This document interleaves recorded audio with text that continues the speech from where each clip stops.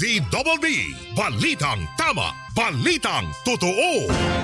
Taxi sa Double B! Nasa linya natin, Weng, Secretary Henry Aguda, Department of Information and Communications Technology, DICT. Secretary, magandang umaga, si Joel Siweng. Good morning po. Magandang umaga, Joel, Weng, tsaka sa mga nakikinig sa inyo ngayong umaga. Salamat po sa oras. Thank you po, sir.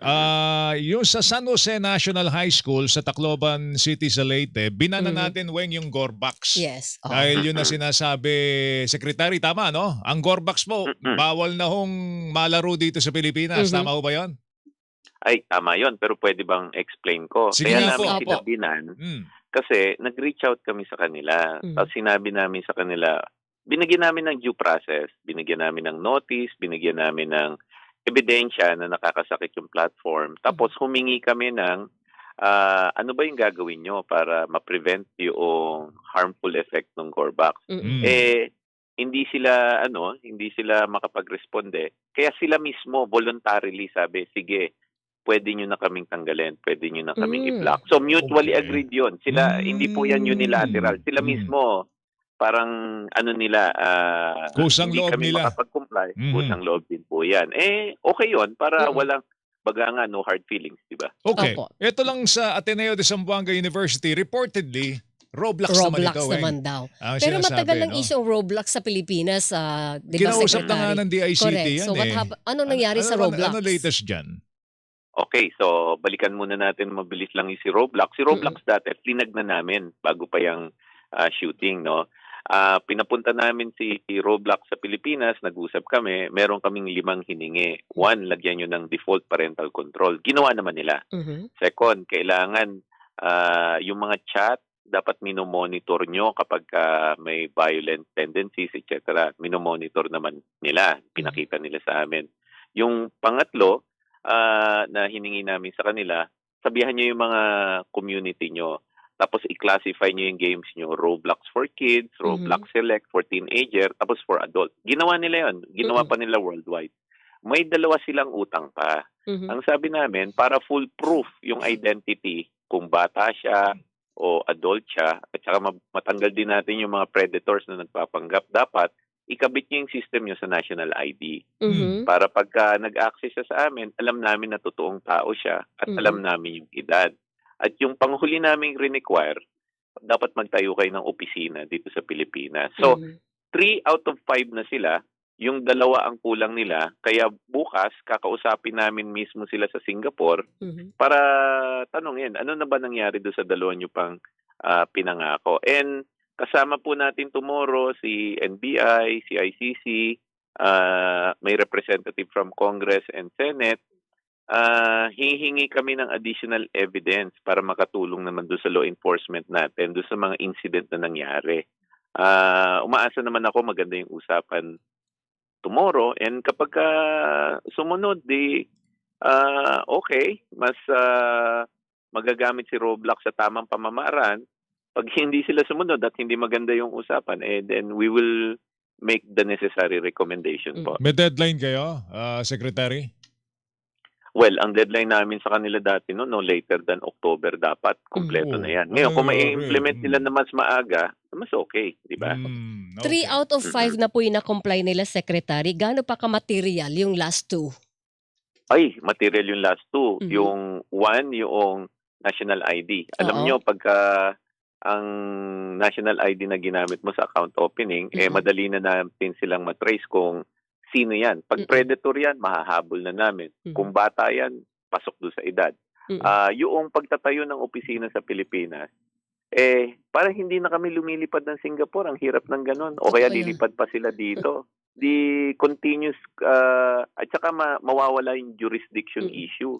Yes. Diba? Oo. Kasi ang impression, tayo pa ang parang tayo pa ang nanunuyo sa kanila kung pupunta tayo. Pwede ba natin, teka sandali, i-block muna natin yung Roblox na yan. Punta kayo sa Pilipinas, usap pag-usapan tayo. muna natin. Di ba pwedeng gano'n, Secretary?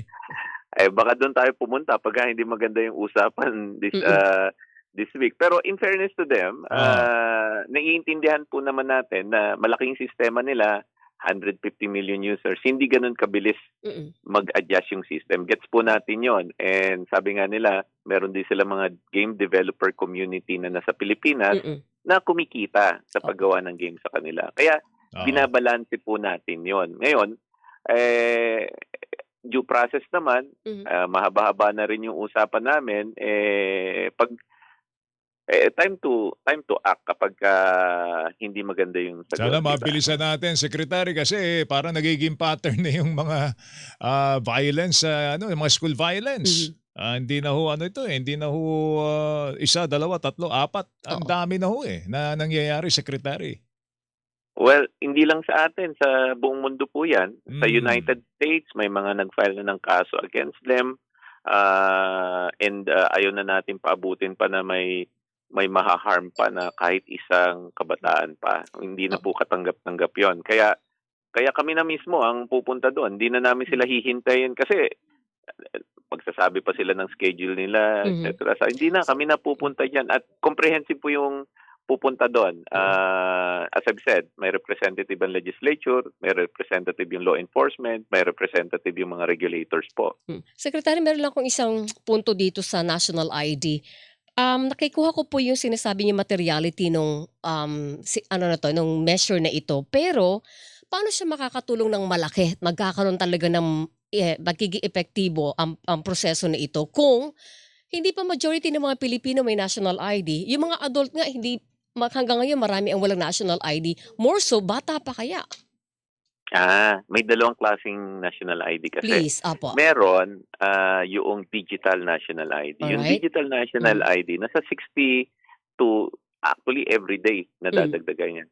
Last update ko, nasa mga 61 million. Mhm. Ang malamang hinihintay ng mga iba nating kababayan, yung physical ID. Yun naman po, hindi mo magagamit sa Roblox yun o kaya sa social media. Yes. Oh. So mas importante sa amin yung digital national ID. Oh. Ngayon, doon po sa mga kabataan, may programa na rin po na nagtatry mag-onboard yung mga kabataan. Pero ang kagandahan yan, pagka halimbawa wala ka national ID, tapos ang gusto mong i-access is adult content, Mhm. ay hindi talaga pwede. Sasabihin, ay hindi ka pa adult, wala ka pang ID. Mhm, mhm. Diba?